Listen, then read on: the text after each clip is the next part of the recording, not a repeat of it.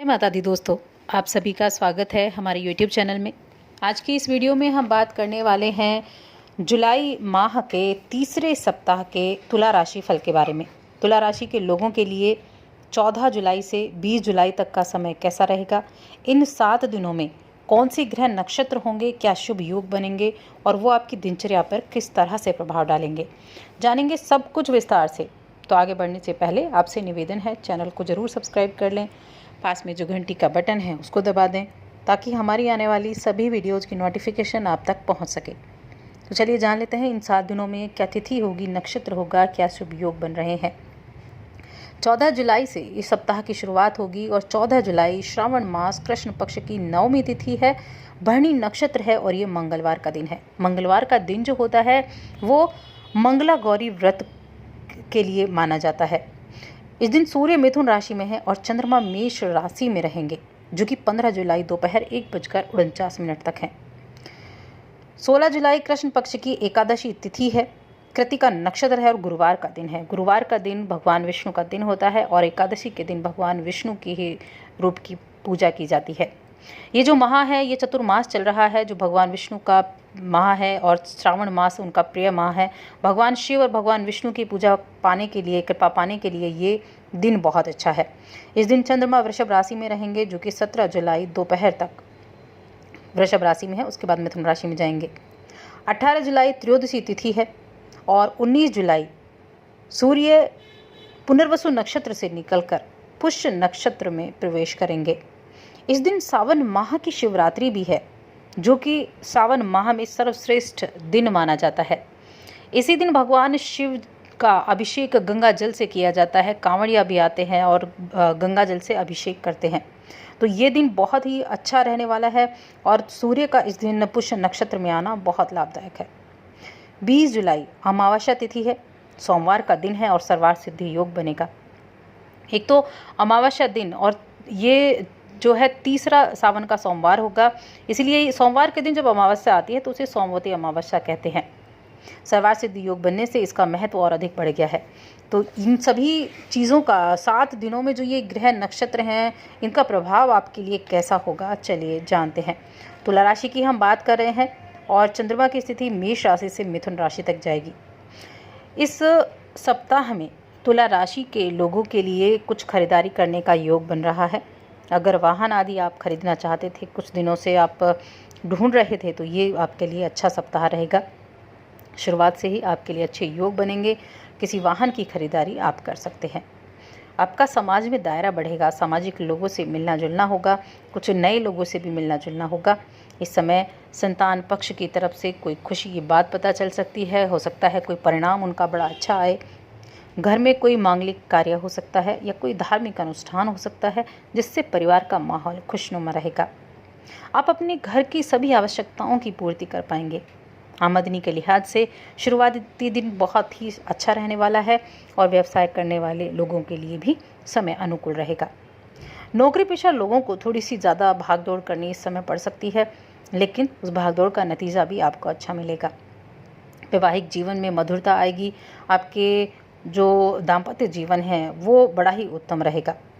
इस दिन आपको स्वास्थ्य का थोड़ा सा ख्याल ज़रूर रखना है। प्रतियोगी परीक्षा की जो तैयारी कर रहे हैं उन लोगों के लिए ये समय काफ़ी अनुकूल है। आप जो इस समय अपनी पढ़ाई पर फोकस करेंगे वो बेहद आपको कामयाबी दिला सकता है। विद्यार्थियों के लिए पूरा सप्ताह ही हालांकि अनुकूल बना हुआ है। अगर आप कोई नई नौकरी की तलाश कर रहे थे, बेरोज़गार थे, नौकरी पाना चाहते थे, तो इस समय आपको इस सप्ताह में नौकरी निश्चित रूप से मिल सकती है। व्यापार से जुड़े लोगों को मध्य सप्ताह में अच्छा समय देखने को मिलेगा। और अगर आप किसी साझेदारी के काम से जुड़े हुए हैं, कोई पार्टनरशिप में आप काम करते हैं, तो उस समय आपको थोड़ी सी सावधानी ज़रूर रखनी होगी। अपने पार्टनर से बात करते समय थोड़ा संयम से पेश आना होगा। निजी जीवन आपका संतोषजनक रहेगा, अच्छा समय आपके लिए रहेगा। विवाहित जीवन में भी मध्य सप्ताह में सकारात्मकता रहेगी, परिवार में सकारात्मकता रहेगी, आप अच्छा महसूस करेंगे। इस सप्ताह के अंत में कोई महत्वपूर्ण निर्णय लेने के बारे में आप विचार कर सकते हैं। इस समय अपने माता पिता के साथ आप अच्छा समय बिताएंगे, उनकी सेवा भाव में भी आप समय लगाएंगे। साथ ही आपकी संतान आपका सहयोग देगी। संतान अगर आपकी करियर की तलाश कर रही है तो इस सप्ताह में कुछ अच्छी खबर सुनने को ज़रूर मिल सकती है। सप्ताह का जो अंत होगा उसमें पार्टनरशिप में बिजनेस करने वाले लोगों के लिए अनुकूल समय रहेगा। जो मानसिक तनाव था वो दूर हो जाएगा, आपस में आपकी अच्छी से बनेगी, उत्तम ये समय रहेगा। सामाजिक स्तर पर किसी व्यक्ति के साथ विवाद हो सकता है तो वहाँ थोड़ा संयम से पेश आएँ, जिससे आपकी छवि दूषित ना हो। ऐसे में आपको किसी भी तरह के विवाद से दूर रहने की कोशिश ज़रूर करनी चाहिए। किसी भी तरह के विवाद में आपको नहीं पड़ना चाहिए। कारोबार में सुधार होता दिखाई देगा और नौकरी में भी आपके लिए अच्छे समय रहेगा। आपके सहयोगियों के साथ अच्छा समय होगा। वैवाहिक और प्रेम संबंध दोनों के लिए ही समय अनुकूल रहने वाला है। इस सप्ताह में करियर को लेकर अगर आप चिंता कर रहे हैं तो करियर को लेकर चिंता करने की आवश्यकता नहीं है। जो आप प्रयास कर रहे हैं बस उनमें तेज़ी लाएं। निश्चित रूप से ये जो सप्ताह है नौकरी पाने के लिए बहुत ही अच्छा रहने वाला है। स्थितियां आपकी अच्छी रहेंगी, सामान्य रहेंगी। नए कार्य भी इस सप्ताह में आपको आते हुए दिखाई देंगे और व्यापारियों को भी मुनाफा कमाने के लिए जो मेहनत कर रहे हैं उसमें आपको अच्छा देखने को मिलेगा। युवा वर्ग जो है वो अच्छी पुस्तकें पढ़ने की तरफ प्रेरित हो सकते हैं, एजुकेशन को बढ़ाने का प्लान कर सकते हैं, किसी ऑनलाइन फर्म से जुड़ सकते हैं या ऑनलाइन कुछ आप कोर्स या कुछ नया जानना, इस तरह की चीज़ों में आपका समय बीत सकता है। यानी कुछ नया सीखने के लिए इस सप्ताह में आप शुरुआत कर सकते हैं। मन में ऐसी कुछ विचार आ सकते हैं।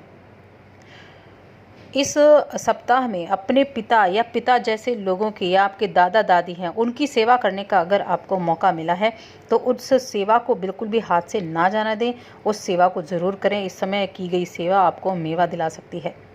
तो धन संबंधी मामलों के लिए पूरा सप्ताह अच्छा रहने वाला है और यहाँ कुछ ऐसे योग भी हैं जो धन वर्षा के योग हैं, यानी कि धन अगर आ रहा है तो आएगा, रुकेगा नहीं, कोई रोक नहीं होगी, कोई उसमें रुकावट नहीं आएगी।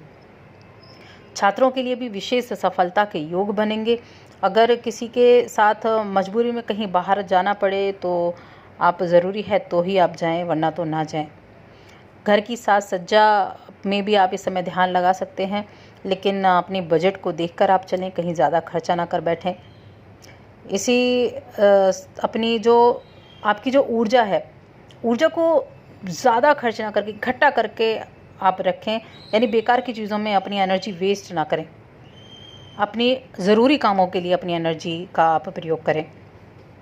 चीज़ों और लोगों को तेज़ी से परखने की क्षमता आपको आगे दूसरों से आगे लेकर जाएगी। आपके अंदर ऐसी क्षमता है कि दूसरे लोगों को, सामने वाले व्यक्ति को देखकर आप परख लेते हैं, जांच लेते हैं कि वो व्यक्ति क्या सोच रहा है, क्या करने वाला है। तो ये आपको कुछ मामलों में कहीं काफ़ी फ़ायदेमंद साबित हो सकती है। तो ये जो समय है ये कई तरह से अनुकूल रहने वाला है। इसके अलावा देखिए, जैसा कि हमने बताया 16 जुलाई को एकादशी तिथि है जो कामिका एकादशी के नाम से जानी जाती है, यानी कि सभी कामनाओं को पूरा करने वाली एकादशी। अगर आप एकादशी का व्रत करते हैं तो बहुत अच्छा है, नहीं करते हैं तब भी आप इस दिन 16 जुलाई के दिन आप भगवान विष्णु की पूरी विधि विधान के साथ पूजा अर्चना करें और साथ ही भगवान शिव की भी आप पूजा अर्चना करें। इन दोनों की कृपा पाने के लिए ये दिन बहुत महत्वपूर्ण है। सूर्य का राशि परिवर्तन भी इस दिन हो रहा है, उसका भी आपके लिए जो फल है वो देखने को मिलेगा, क्योंकि सूर्य और बुध दो ऐसे ग्रह हैं जो कि राशि परिवर्तन करते ही अपना फल देना शुरू कर देते हैं। तो ये भी आपके लिए अच्छा रिजल्ट देने वाला रहेगा। 19 जुलाई श्रावण मास की शिवरात्रि है। इस दिन भगवान शिव का यानी शिवलिंग का गंगा जल से अभिषेक किया जाता है। भगवान शिव की जो प्रिय वस्तुएं हैं जैसे भांग है, धतूरा है, बेल पत्र है, गंगा जल, पंचामृत, इन सभी चीज़ों से और ख़ासकर गंगा जल से इस दिन भगवान शिव का यानी शिवलिंग का अभिषेक किया जाता है और भगवान शिव की कृपा पाई जाती है। तो आप भी मंदिर जा सकते हैं तो मंदिर जाएं, वहां आप शिवलिंग का गंगा जल से अभिषेक जरूर करें और वहीं बैठकर शिव चालीसा का पाठ करें, या फिर इस दिन आप जो शिव पुराण है उसकी जो कथा है उनका श्रवण आप ज़रूर करें। बहुत ही लाभदायक ये रहता है। 20 जुलाई अमावस्या तिथि है, सोमवार का दिन है, सावन का तीसरा सोमवार है। अमावस्या तिथि दान धर्म के लिए ज़्यादा मानी जाती है, पितरों के तर्पण के लिए मानी जाती है। ऐसे में सोमवती अमावस्या का आना आपके लिए बहुत लाभदायक है, इसलिए भगवान शिव की पूजा अर्चना करें, उनको आप काले तिल अर्पित करें, जो आपके लिए आपके हर तरह के दोष को मुक्त करने वाला साबित होगा।